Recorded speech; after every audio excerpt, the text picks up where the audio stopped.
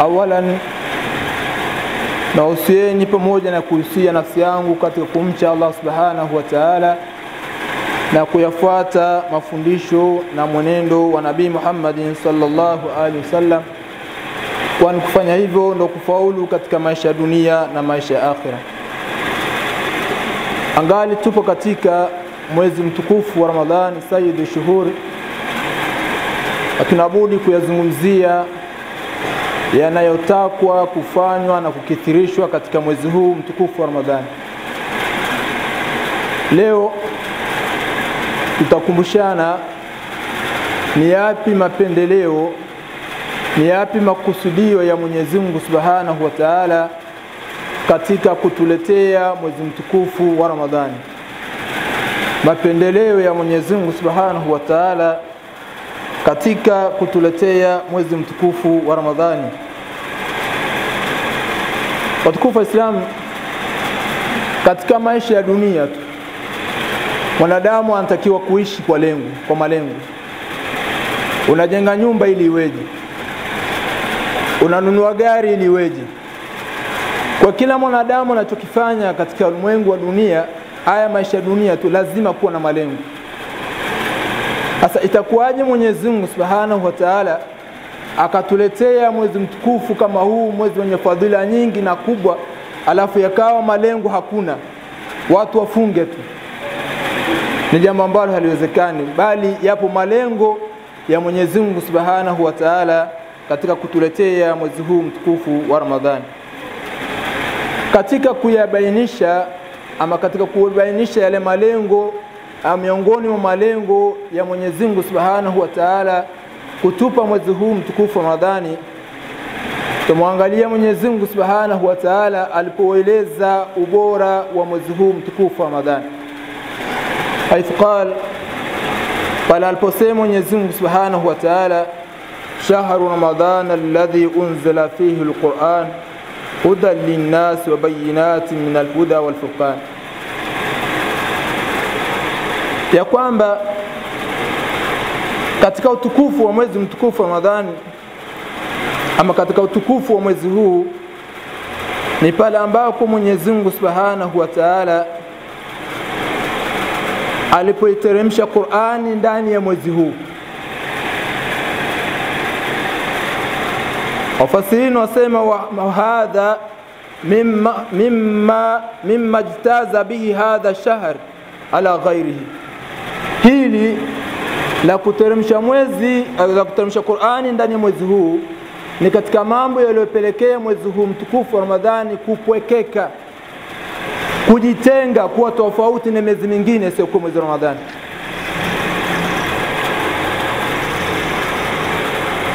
Kwa hivyo لأن الله لم يصرح في كتابه العزيز باسم غير هذا الشهر، لأن الله لم يصرح في كتابه العزيز باسم هذا الشهر. Kwa hakika Mwenyezi Mungu Subhanahu wa Ta'ala hajapata kuliweka wazi jina la mwezi wowote katika miezi 12 ya Kiislamu katika kitabu chake kitukufu isipokuwa jina la mwezi huu mtukufu wa Ramadhani. Jina hili la mwezi mtukufu wa Ramadhani ndio limetajwa kwa swaraha, kwa wazi, kama ilivyo katika ninapotajwa katika miezi katika jina lake. Miezi mingine Mwenyezi Mungu Subhanahu wa Ta'ala ametajwa kwa makundi tu.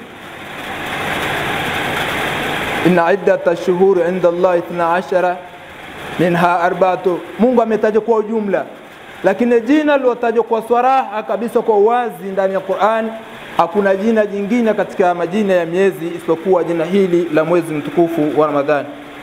Wa hadha mimma yadullu ala kathrati fadlihi ala ghairi, na hili ni katika mambo yanayojulisha wingi wa fadhila na ukubwa wa fadhila wa mwezi huu mtukufu dhidi ya miezi mingine isiyokuwa mwezi mtukufu wa Ramadhani. Ai biktithari thawabil amali almuwafiqati fihi, kwa kule wingi wa thawabu, kupatikana wingi wa thawabu kwa zile amali ambazo zitakazotendwa katika mwezi huu mtukufu wa Ramadhani. Kule kutajwa jina la mwezi mtukufu wa Ramadhani ndani ya Qur'ani kwa saraha, basi yajulisha kwamba ni ukubwa na ukubwa na ubora wa mwezi huu mtukufu wa Ramadhani. Kwa maana mtu atakapofanya amali yote katika mwezi mtukufu wa Ramadhani yenye kumridhisha Allah subhanahu wa ta'ala, malipo yake ni makubwa mno. Na hii ndo katika ile malengo sasa Mwenyezi Mungu subhanahu wa ta'ala kutuletea mwezi mtukufu wa Ramadhani. Ni kwa sababu gani? Watu wapate kukithirishiwa, watu wapate kukithirisha katika thawabu, au kukithirisha thawabu, kupata kukithirikiwa thawabu katika matendo yao mema yenye kuridhiwa na Allah subhanahu wa ta'ala wanapoyafanya katika mwezi mtukufu wa Ramadhani. Na haya ni katika maagizo ya Nabii Muhammad sallallahu alaihi wasallam aliposema, khairun nas man tala umruhu wa hasuna amaluhu, mbora wa watu ni yule ambaye kwamba umri wake umekuwa ni mkubwa, ni mrefu, kisha na matendo yake yakawa ni mazuri. Kwa Ramadhani imekuja kukukithirishia wewe thawabu katika matendo yako utakayofanya, katika ibada zako utakazozifanya katika mwezi mtukufu wa Ramadhani. Na haya ndio malengo ya mtume ya Mwenyezi Mungu Subhanahu wa Ta'ala, ambaye ameeleza Mtume Muhammad sallallahu alaihi wasallam ya kwamba mtu atakayeishi hapa duniani kwa kukithirisha, kwa kukithirikiwa na matendo, ikiwa umri wake utakuwa ni mkubwa, ikiwa umri wake utakuwa ni mrefu, basi na matendo yake yanatakiwa mazuri kama umri wake ulivyokuwa. Huyo ndio mbora wa watu. Kwa Ramadhani basi kwa namna nyingine tunaweza kuisema kwamba imekuja kutufanya sisi ni watu bora. Bora vipi? Kwa kupata umri mrefu na kisha matendo yetu yakawa ni mazuri.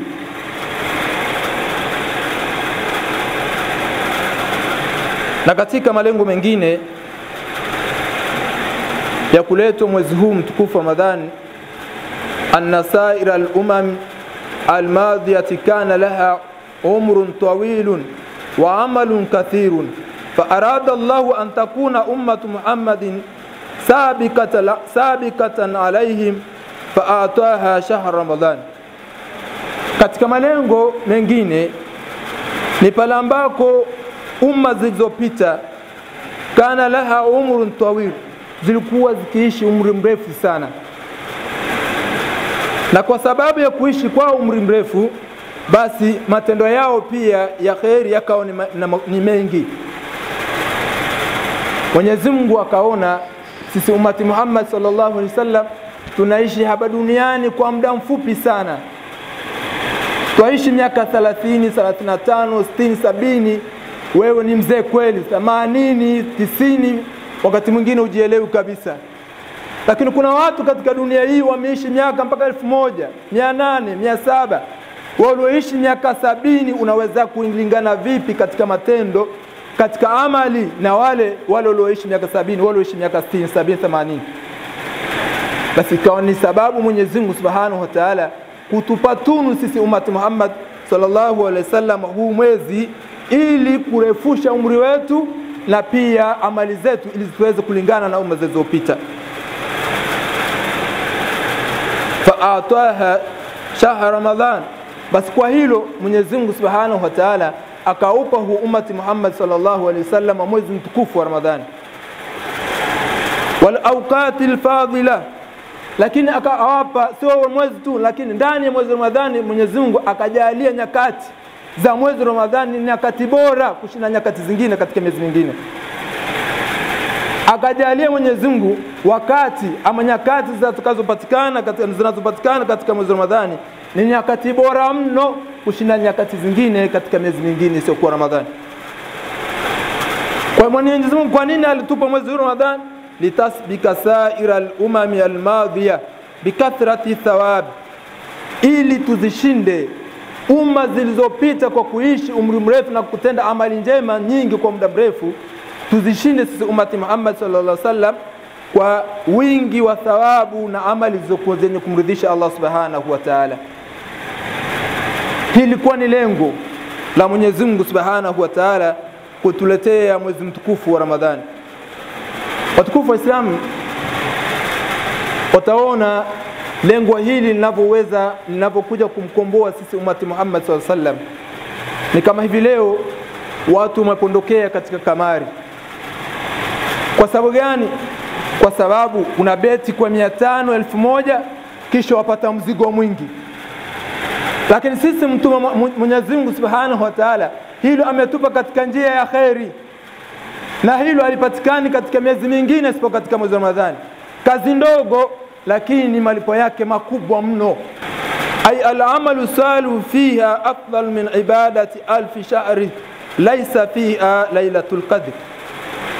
Kufanya amali njema katika usiku wa Lailatul Qadri ni bora kushinda kufanya ibada miezi 1000 nje na miezi mingine isiyokuwa mwezi wa Ramadhani. Miezi 1000 ukipiga kwa hesabu kugawanya 12 ni miaka 80 na point. Unaopata kwa usiku mmoja. Unapata kwa usiku mmoja miaka hii safi ya ibada. Watukufu wa Islam, nini wajibu wako katika mwezi huu mtukufu Ramadhani? Ni kujipinda na kufanya juhudi kufanya matendo yenye kumridhisha Allah Subhanahu wa Ta'ala. Na kutaka kujua pia ukubwa na utukufu wa ibada zinazopatikana katika mwezi mtukufu Ramadhani, angalia Mtume sallallahu alaihi wasallam alipoizungumzia saumu. Hasa kwa yule mtu ambaye amevunja saumu, ameharibu saumu, si katika udhuru wa kisheria. Mtume sallallahu alaihi wasallam asema mtu huyu lao atafunga zama zote hataweza kuikidhi ile siku ambayo amevunja, amefungua, amekula katika mchana wa Ramadhani pasina udhuru wa kisheria. Tizama hii. Kwa hivyo mwanadamu unatakiwa mchana wa Ramadhani uilinde saumu yako. Na acha ile maneno ya kijiweni, mtu akikuudhi wasema wewe ngoja huyu ngoja jioni ifike huyu jioni ngoja niweke wote, huyu nimefunga tu sasa hivi, ikifika jioni mimi huyu atanitambua mimi. Kuna watu wanafunga mchana tu, alafu wanakuwa kwenye Ramadhani kwenye mchana tu, ikifika usiku hakuna. Kumbe na usiku unatakiwa uwe katika ibada ili upate usiku wa Lailatul Qadr. Wanazuoni wamefanya jitihada katika kupatikana Lailatul Qadr, lakini wengine wamesema Lailatul Qadr yaweza kupatikana katika siku yoyote katika masiku ya Ramadhani. Yaweza kaa katika usiku wa kwanza. Na imefichwa kwa sababu gani? Ili wewe saa zote katika mwezi mtukufu Ramadhani ujipinde kufanya ibada. Sasa wewe unaweza kudharau, sasa wewe unafunga unakuwa kwenye Ramadhani katika mchana, alafu kwenye usiku unarudi kwenye Rajabu Shaabani huko. Ndio unaenda kulewa, si unafanyaje? Unatukana watu. Shehe, utakuwa umekosa kitu kikubwa. Watukufu wa Islam, hii ni katika malengo ya mwezi wa mtukufu wa Ramadhani kupewa sisi umati Muhammadin sallallahu alaihi wasallam. Na kwa nini umeitwa mwezi huu ni mwezi wa Ramadhani? Wasumi Ramadhanu li'annahu yarmidhu adh-dhunuba ay yuharrikuha wa yudhibu lima yaqau fihi min kathrati al-ibada. Wasumi Ramadhanu, mwezi huu umeitwa ni mwezi wa Ramadhani li'annahu yarmidhu adh-dhunuba, kwa sababu mwezi huu unateketeza madhambi, wayudhibuha, na unayeyusha madhambi, lima yakau fihi min kathrati al-ibada, kwa vile ambavyo kwamba ibada zinazopatikana nyingi katika mwezi wa Ramadhani, kwa vile ambavyo kwamba ibada zinazopatikana nyingi katika mwezi wa Ramadhani na fadhila zake kuwa ni nyingi. Moja katika ibada hizo, Mtume sallallahu alaihi wasallam alipozungumzia umma huu, Mtume sallallahu alaihi wasallam akasema umma huu umepewa mambo matano. Mambo matano haya hayapata kupewa umma mwingine isipokuwa ummati Muhammad sallallahu alaihi wasallam. Lipi? Moja katika hilo, Mtume sallallahu alaihi wasallam, innal malaikata tastaghfiru lahum fi kulli yawmin wa layla. Mtu akiwa katika saumu, akiwa ndani ya Ramadhani sawa sawa, mchana na usiku akachunga haki sawa sawa, basi Mtume sallallahu alaihi wasallam anasema malaika hawaachi kumtakia msamaha mtu huyu mchana na usiku. Hivi tangu Ramadhani mwanzo mpaka Ramadhani kwisha, malaika wanakutakia msamaha wewe. Wasumi Ramadhanu li'annahu yarmidhu adh-dhunuba wa yudhibuha. Umeitwa Ramadhani kwa sababu gani? Kwa kule kuyateketeza madhambi. Angalia, malaika wewe kwa kule kuwa katika Ramadhani sawa sawa ukachunga haki za Ramadhani na somu yako, malaika hawachikutakia msamaha wewe mchana na usiku, tangu Ramadhani ya kwanza mpaka Ramadhani kwisha. Na dua za malaika ni makubuli, msamaha wa malaika ni wenye kukubaliwa na Allah subhanahu wa ta'ala. Lakini katika jingine Mtume sallallahu alayhi wasallam alipozungumzia katika masuala ya iftari, wa man fattara sa'iman kana maghfiratan lidhunubihi wa utika raqabatuhu minan nar wa kana lahu mithlu ajri. Yoyote atakayemfunguza mtu katika Ramadhani akamfunguza somu yake, akaitoa somu yake, hilo litakuwa ni maghfiratan lidhunubi, ni jambo lenye kumfutia madhambi yake.